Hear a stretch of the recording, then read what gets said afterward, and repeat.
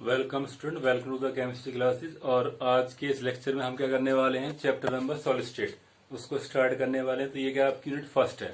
हमने पहले इसको छोड़ दिया था क्योंकि एनसीईआरटी जो है इसको शायद ऐड करती है। पिछले साल इसको ऐड करने से हटा दिया था, इस बार फिर से ऐड कर दिया है। तो सॉलिड स्टेट, तो आज हम क्या पढ़ेंगे, उसका इंट्रोडक्शन। अब देखो, हमें पता है कि सॉलिड्स क्या होते हैं। तो सॉलिड्स वो सब्सटेंस होते हैं, तो हमें पता है कि मैटर की तीन स्टेट होती है कि सॉलिड, लिक्विड एंड गैस। तो हमने क्या करा था कि सॉलिड्स के अंदर क्या होता है, जो इंटरमॉलिक्यूलर स्पेस है, 9th लेवल की बात है। इंटरमॉलिक्यूलर स्पेस क्या है, वो क्या है, सबसे कम है, लोएस्ट है। और intermolecular force of attraction, force of attraction वो क्या है, इसके अंदर मैक्सिमम है, और ये क्या है, इसका मिनिमम। तो स्पेस क्या होता है, अगर हम कह रहे हैं कि ये क्या है, कोई सॉलिड बना हुआ है, तो ये क्या डिपेंड करता है इन दोनों के बीच के स्पेस को। तो ये अगर मानो ज्यादा है तो उसका मतलब क्या है कि ये जो है आसानी से क्या हो सकते हैं, हट सकते हैं। तो यदि इसको फोर्स लगाते हैं तो दे कैन डिस्प्लेस। बट यदि हमारे पास ये इस तरह है, तो इस तरह कब आएंगे ये, जब हमने क्या करा, इनके बाइंडिंग फोर्स को टाइटली बांधा हुआ है। तो इन बाइंडिंग फोर्स को हम कहते हैं फोर्स ऑफ अट्रैक्शन। तो सॉलिड के अंदर क्या होता है, बाइंडिंग फोर्स बहुत ज्यादा स्ट्रांग होता है, इसलिए क्या होता है, ये आसानी से क्या है, आसानी से हटते नहीं है। तो they have definite shape, they have definite volume and they are rigid. तो सॉलिड्स क्या होते हैं, रिजिड होते हैं। रिजिड का मतलब क्या है कि दे हैव लेस कंप्रेसेबल। अगर आप इसको कंप्रेस करेंगे तो इंटरमॉलिक्यूलर स्पेस कम होने की वजह से जो हमारी कंप्रेसिबिलिटी है, कंप्रेसिबिलिटी जो होती है वो क्या है, इनवर्सली है 1 इंटर मोलिकुलर स्पेस। यदि स्पेस हमारे पास बहुत ही कम होता है, बहुत ही कम होता है, तो कंप्रेसिबिलिटी क्या हो जाएगी, सॉरी तो उल्टा हो गया। तो कंप्रेसिबिलिटी क्या है हमारे पास, वो किस पे डिपेंड करती है, इंटर मोलिकुलर स्पेस। अगर हमारे पास बीच का स्पेस क्या है, कम है, तो कंप्रेसिबिलिटी भी क्या आएगी, कम आएगी। तो आप उसको कम कंप्रेस कर सकते हैं, ठीक है। अगर आपने कोई स्पंज लिया तो स्पंज को आपने दबा दिया, इसका मतलब क्या है कि वो मोर कंप्रेसेबल है। इसका मतलब क्या है कि उनके बीच का जो स्पेस था वो खाली था, आपने दबाया तो वो स्पेस क्या हो गया, भर गया। तो स्पेस को भरने के लिए वो अंदर आ गए। तो अगर फोर्स हमारे पास वीक है तो कंप्रेसिबिलिटी क्या होगी, हमारे पास ज्यादा होती है।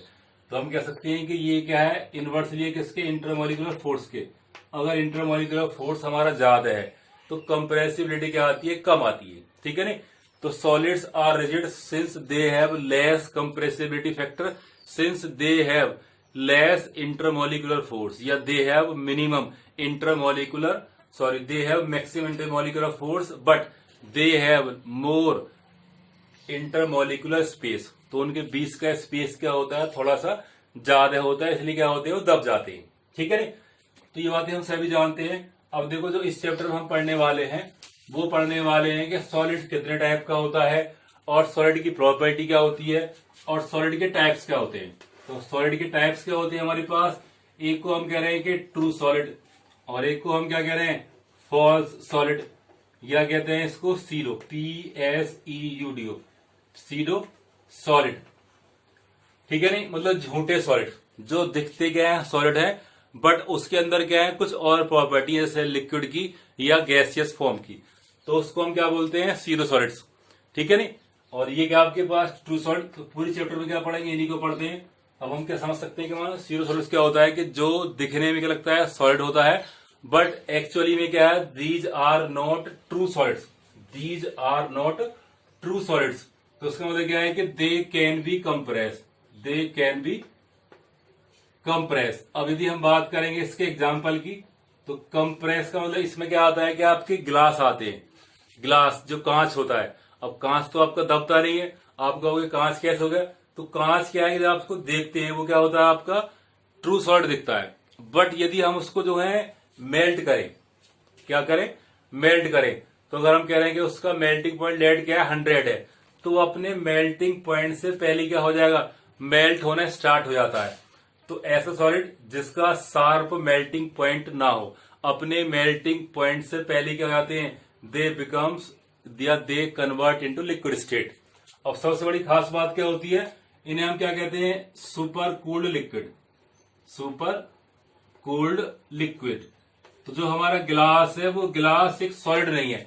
तो जब हम गिलास को बनाते हैं तो बहुत सारे मिक्सचर को यूज करते हैं और उसको क्या करते हैं, कंप्रेस कर देते हैं एक जरा से स्पेस में, और वहां पे क्या बन जाता है, वो सॉलिड की फॉर्म ले लेता है। बट यदि आप देखते हैं ध्यान से, अगर आपका जो पुराना बिल्डिंग का जो फैंस है, अगर आप बिल्डिंग का कोई शीशा देखते हैं तो अगर आप उसको देखें तो जो उसकी थिकनेस है वो प्रॉपर एक जगह बराबर नहीं होती है।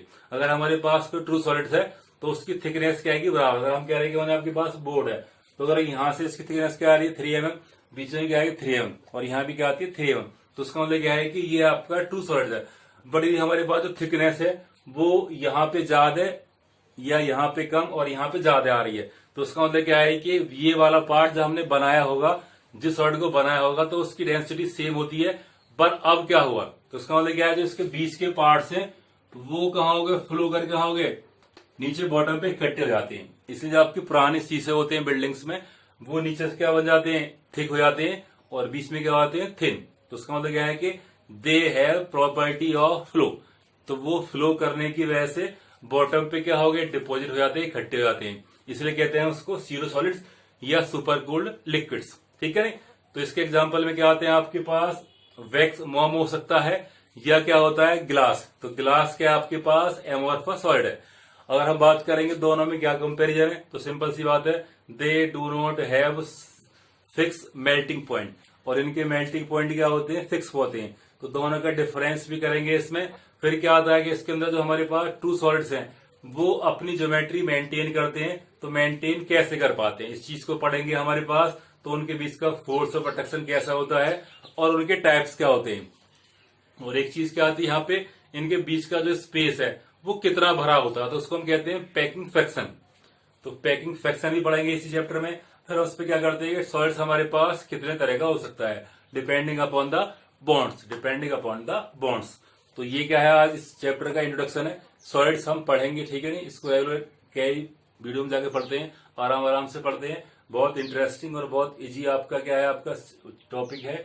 और ये आप क्या होता है, पूरा का पूरा एक बुक हो जाती है कि सॉलिड्स क्या होते हैं, ठीक है। तो हम इसको इवनिंग क्या कर रहे हैं, बहुत स्लोली पढ़ते हैं। बट आज क्या था हमारे पास, ये इसका इंट्रोडक्शन। तो आई होप वीडियो आपको अच्छा लगा होगा, लाइक एंड शेयर करें।